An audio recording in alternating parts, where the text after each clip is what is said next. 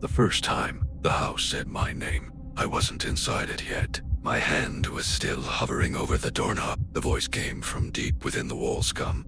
Familiar, patient-like. It had been waiting for me to remember something important. Not so. Death, not whispered.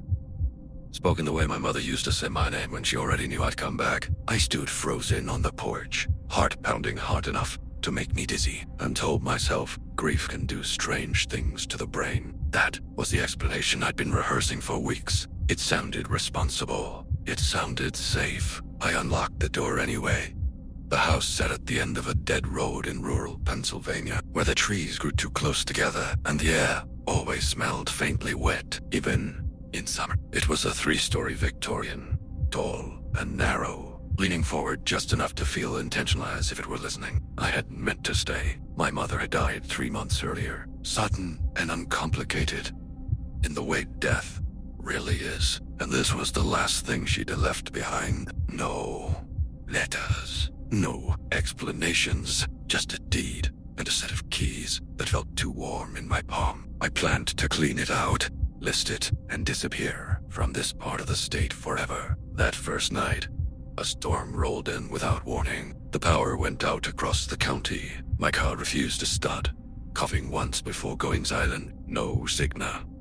No neighbors in sight. The house stood open behind me, dark and waiting. I slept on the couch with my boots on and my coat pulled tight around my chest. Something walked upstairs until morning. At first I told myself the noises were normal. Old houses settle. Pipes knock. Floorboards remember weight. But these sounds had rhythm, intention.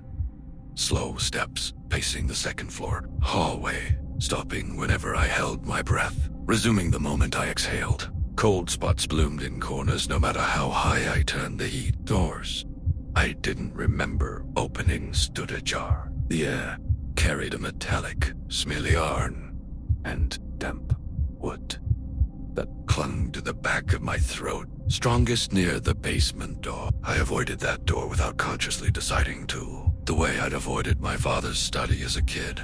Even after he moved out, some places just feel wrong before you know why. Sleep became unreliable. When it came, it dragged me into dreams that didn't feel like mine. In them, the house was alive with people, voices, laughter, arguments, but their faces blurred whenever I tried to focus. A man always stood at the top of the stairs, watching me. He never moved. He didn't need to. I woke each time with the same certainty. He'd been there before I arrived. I told myself I stayed because leaving was inconvenient, because of insurance paperwork, because of the storm damage, because grief makes you stubborn. The truth was uglier. Every time I stepped onto the porch, a pressure built behind my eyes, sharp and insistent, like I was on the verge of forgetting something vital. My chest tightened, panic rising without a source. When I stepped back inside,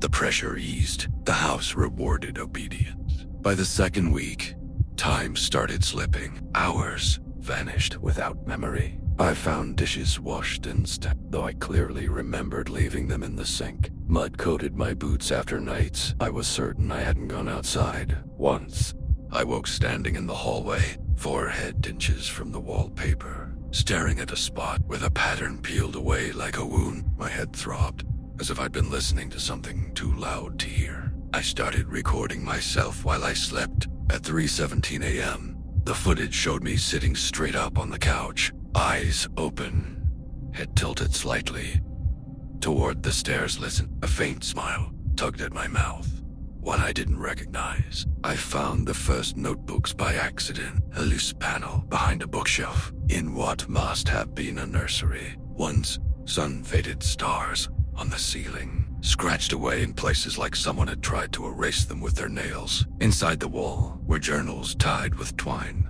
They weren't ancient. Late 90s, early 2000s. They belonged to a man named Jonathan Holley. At first, the entries were mundane. Renovations, mortgage stress, notes about his wife's headaches, how she complained the house felt too aware. Then the handwriting tightened. The sentences grew shorter.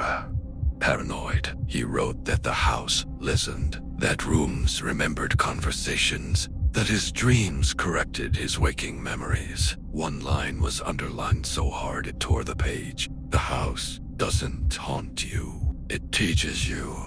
I spoke to the nearest neighbor. 2 days later, an older woman sat on her porch. Chair-smoking eyes, never quite meeting mine. People don't stay, she said flatly. They either leave fast, or they stop leaving. I asked about Jonathan Hawley. Her hand shook. Ash fell onto the steps. That wasn't his real name. The basement door was open when I woke that night. It had always been locked before. The stairs descended farther than they should have, each step colder than the last. The smell was overwhelming now, iron, rot, something intimate and old. Memory. At the bottom waited a room that didn't exist on any blueprint. No windows. The walls were covered in drawings, childlike at first glance, but obsessive in repetition. The same house, the same man inside it. Every face had been scratched away. A tape recorder sat in the center of the room. Primera preset, play. My own voice filled the space. Older, worn thin. I don't remember starting, it said. That's how it works. You think you're the first. You never are. The truth didn't arrive with a scream. It settled in quietly, like dust. The journals were in history. Tea, wary, drafts. I found newer ones hidden in the attic insulation, the handwriting gradually shifting until it became undeniably mine. Entries described things I hadn't done, yet finding the basement, speaking to the neighbor, listening to the tape, describing this moment. In the bathroom mirror, my face looked wrong, older than it should have been. The reflection lagged a heartbeat behind my movements. Jonathan Hawley. John. Same name. Simplified. Reused. The house didn't trap people. It refined them. I tried to burn the notebooks. The fire died on its own. I tried to leave. My car made it to the end of the driveway before stalling. Smoke curling from the hood, like a warning. That night, the house stopped using words. Eat, oosit, memory. I remembered being a boy here, hiding from raised voices, promising myself I'd never be like my father. I remembered coming back years later, broken and furious, convinced I could fix what had been done. I remembered writing the first journal. I remembered erasing my own face. The final entry was already written when I found it. On the kitchen table, ink still wet beneath my pen. He'll think he inherited the house, he'd read. That lie works best. He always needs a reason. Footsteps sounded on the porch. A key turned in the lock. I stood in the hallway, the house warm and familiar around me, listening as someone new called my name from outside.